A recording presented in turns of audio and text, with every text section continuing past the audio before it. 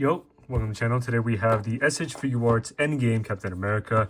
This is like the special edition, but I'll be honest, I don't know what that means. I don't know if it just includes the broken shield or not.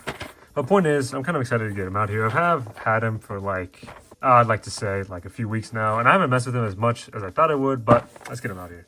So in terms of accessories, he comes with a lot, mostly just like little pieces. This is the one thing I don't like about SHF, little rant incoming. I don't like how they insist on making everything a little strap or a little piece that can just fall off. But point is, he comes with two shields, Mjolnir, and then lightning effects forward side hammer. Looking at the broken shield first, I think this is probably my favorite accessory out of the entire thing. I mean, look at this. It's obviously cool. It's probably what most people wanted an endgame cap for. It's like the jagged edge right here, and then you can see the straps on the back. This would connect across the forearm instead of like this, which is the accurate way. Alongside that, you do have a regular shield that's fully complete, and that's Captain America's shield. These both have some nice weathering detail on them, which makes them look cool. The figure itself is like weathered to look like it's the final battle version. We'll take a look at the other weapon, which is Thor's hammer. You can see it's nice and shiny. It's has this silver texture on it. I don't like how this is stiff. I feel like I'm more worried about breaking this more than anything. This hammer does come apart, so you can attach those lightning effects. So I'll show that off in a minute just because I don't want to do it all here. He does come with a bunch of hands. He has hammer holding hands, open hands, shield holding hands, and then the actual hands that have these strap attached to them. Now this might just be me, call me weird, but I think his hands are a little feminine, aren't they? Tell me not, these hands right here look like they belong on a Black Widow figure. But anyway, he does come with two other head sculpts. He has an angry, helmeted head sculpt, which I think looks pretty cool. It kind of looks like he's taking a shit though, I'm not gonna lie, but I mean, I feel like a lot of these head sculpts do look like that. And next he has this, decent Steve Rogers head sculpt. I'll be honest, I don't see Chris Evans, at all in this. The hair is way, way too shiny. He's got, gold locks. So he's got the Adam Warlock hair. The face looks rough. This isn't Steve Rogers, I'm sorry. I know SHF, they must have tried, but, oof. That's pretty rough. And like I mentioned, all these straps right here are just for the shield. This silver one right here, that is for attaching it to the back. These two are just for having it on. And then this is for having the shield be thrown. And this one wraps around the arm just so that the shield looks complete. I'll show off these little pieces right now. So here is the lightning effects on the hammer. It looks pretty sick, I'm not gonna lie. I do like these little ones coming off the side, so it looks like it's striking. And obviously this huge thunder effect is obviously really cool. And that also happens. The entire hammer can just come off. I don't think it's broken. That's just how it is. Classic SHF, making everything a little piece that can fall off.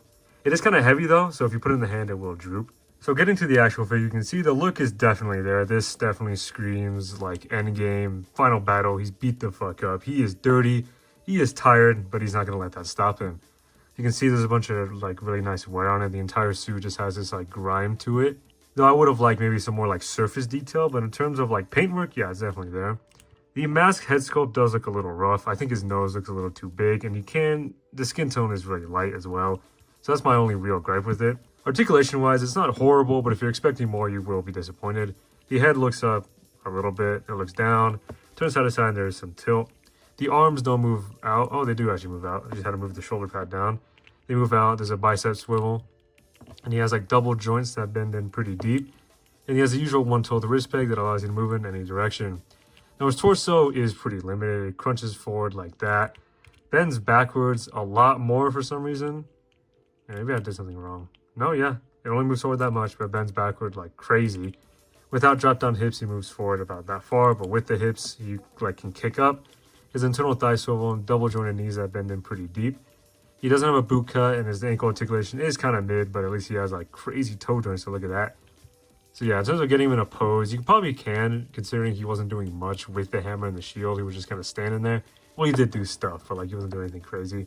Here's a little pose real quick. Yeah, not that good. Let me stand him up. So here's the look that most people are going to be going for, and I do think it accomplishes this well. Obviously, as an endgame cap, this fits pretty well. But other than that, I do think it's a bit of a lackluster figure. Now, I don't want to say it's not worth it, it's not worth your time, this and that, considering the Mayfex one is over $300, at least in my case. It is a suitable replacement if you can get past SHF qualities. What I mean by that is inaccurate head sculpts, the tendency for these things to kind of break easily, and then obviously all the little bits and pieces that can just pop off of this figure. I really only bought it because I couldn't get access to a Mayfex one, and the Marvel Legends one just wasn't quite scratching that itch for me. And then owning this one, I'll be honest, I'm happy I have it, but other than that, I don't really have a use for it. I got the SHF Age of Ultron Captain America like the same time around the same time as I got this one, and I really do like that one better. So unfortunately for this figure, I'll give him like a 6 out of 10. I do recommend him if you want to get an Endgame display, but honestly, I'd say keep your expectations to like a minimum. Don't be expecting this to be like any crazy Mayfex quality or anything really insane out of this world. Just be prepared to have some minor discrepancies. Of course, me personally, I don't like SHF that much, but I can still see like their good qualities. But yeah, that's pretty much the entire review, so peace out.